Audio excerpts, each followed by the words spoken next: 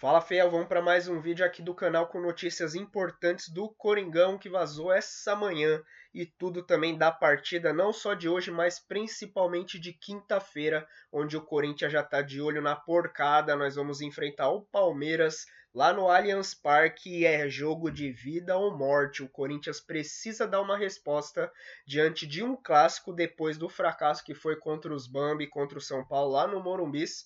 Então o Coringão, toda a comissão técnica está sendo preparada aí para esse jogo de quinta-feira. Vários jogadores vão ser poupados no jogo de hoje e o Corinthians aí tem algumas cartas na manga para quinta-feira. A gente vai saber tudo no vídeo de agora. Então já se inscreva aí no canal, você que não é inscrito, deixa o seu like que ajuda esse vídeo a chegar para mais dessa nação corintiana e vamos pro vídeo.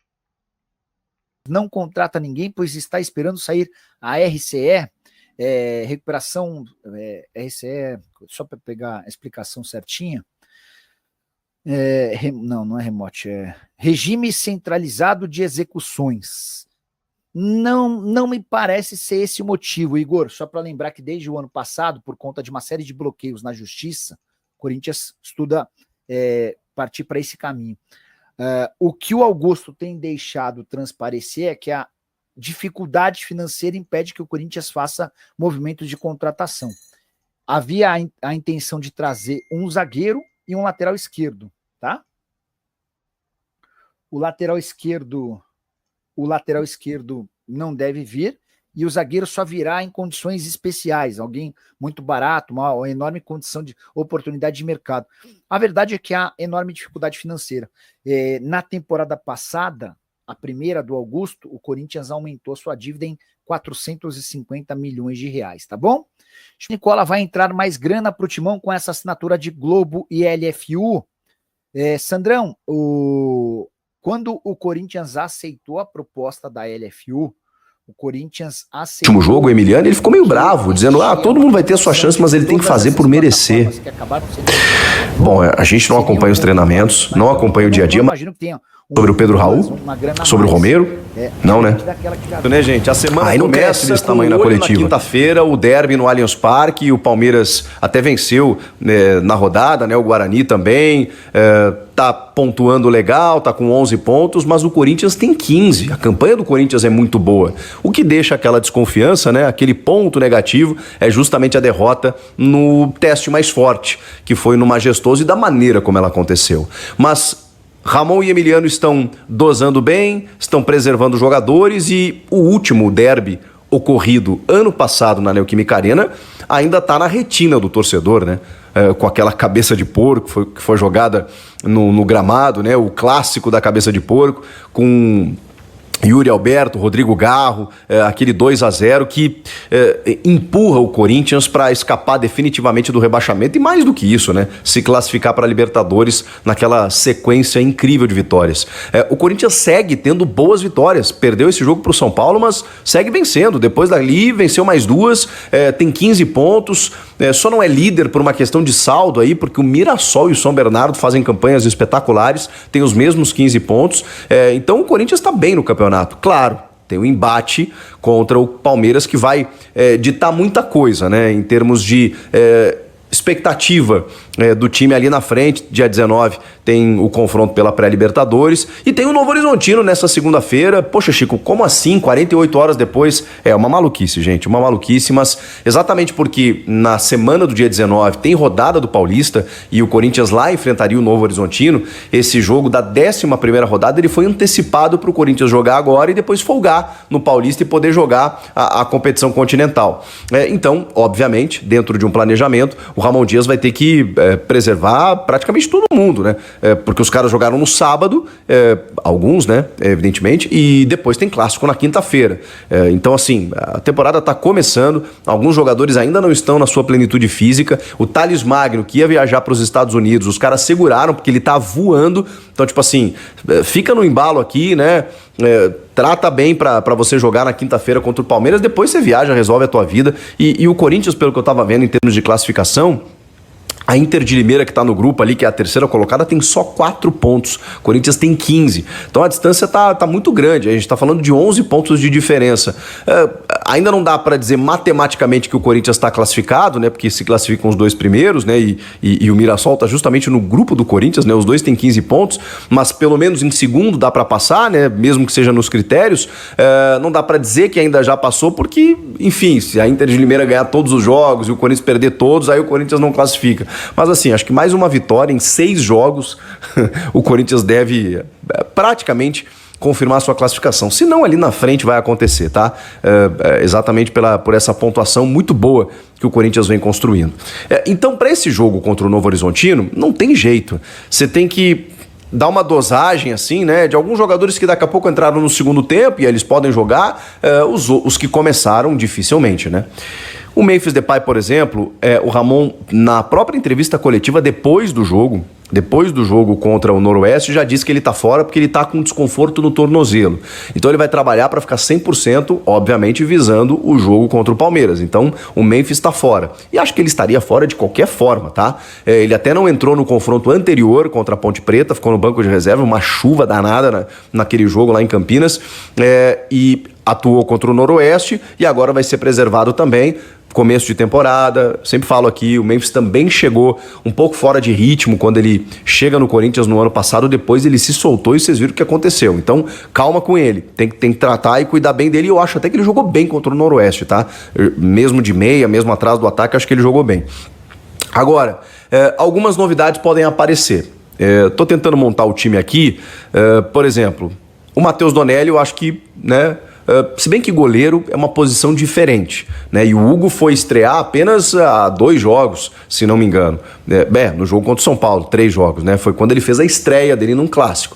Então o Hugo, se precisar de sequência, bota o Hugo pra jogar, que acho que não vai ter problema nenhum, né? O goleiro tem uma questão diferenciada aí que eu acho que tem que ser trabalhada. Se não, ok, dá mais uma chance pro Donelli aí, né? Já que a gente tá falando de 48 horas entre um jogo e outro. Na lateral direita tem uma questão, porque o Mateuzinho tá machucado, não se recuperou ainda. O Léo Maná tá jogando praticamente todos os jogos e se o Mateuzinho não tiver a pleno na quinta-feira, o Léo Maná vai ser titular. Então não faz muito sentido o Léo Maná jogar sábado, segunda, depois de 2 jogos, jogar o terceiro 48 horas depois e jogar na quinta. Aí você pode estourar o moleque. E ele foi até bem elogiado pelo Ramon, né, pelas combinações que ele vem fazendo com o Carrilho pelo lado direito. E aí teria a chance para o menino Jacaré, um menino do Sub-20, né, que subiu pro profissional e que poderia ter uma chance na lateral direita. Tá bom, vamos ver, né? Até porque o Léo Maná ainda não empolgou, né? Ele tá fazendo os jogos corretos e tal, ele é da posição, mas ele não deu aquela animada, assim, né, no torcedor. Então, bora testar o Jacaré, né? Mais um menino da base, vamos lá.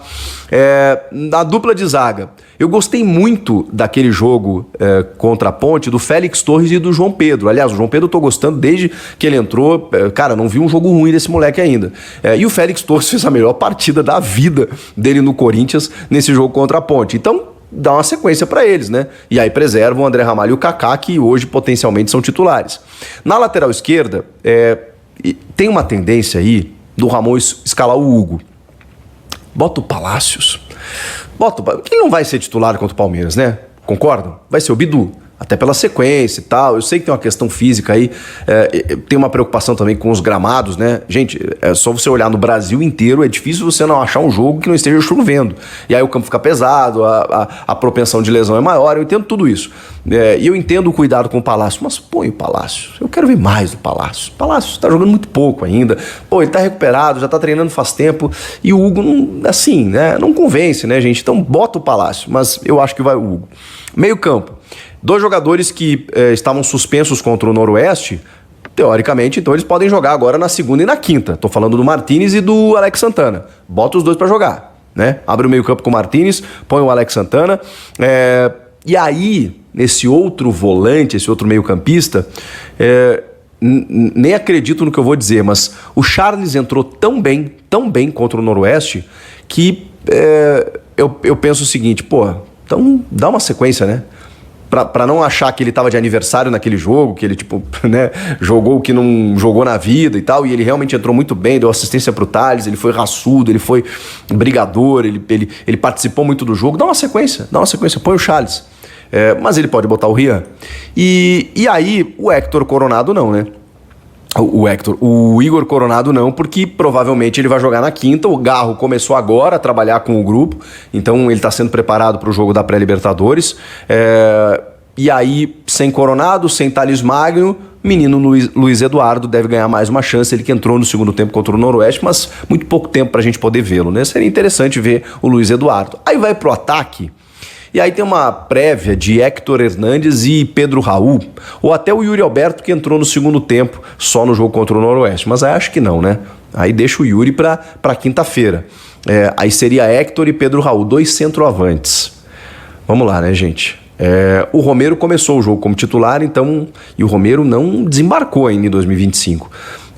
O Emiliano foi perguntado sobre o menino Kaique, que está demorando a receber oportunidades. E eu tô tentando... a gente tá falando de 2 centroavantes, né? Pô, não tem um atacante de lado? Tem o Kaique.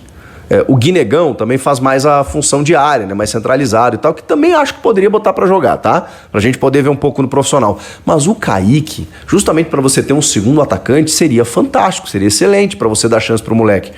E aí ele foi questionado no último jogo, o Emiliano, ele ficou meio bravo, dizendo, todo mundo vai ter a sua chance, mas ele tem que fazer por merecer. Bom, a gente não acompanha os treinamentos, não acompanha o dia a dia, mas é fácil falar isso sobre moleque, né? Como é fácil falar isso sobre um jovem, né? Não, ele tem que fazer por merecer, ele tem que... Vocês já viram ele falar isso sobre o Pedro Raul? Sobre o Romero? Não, né? Aí não cresce desse tamanho na coletiva. Já pensou dizer, pois o Pedro Raul não tá jogando porque ele tem que fazer por merecer. O Romero, o que o Romero está fazendo por merecer? É a pergunta que eu faço pra vocês.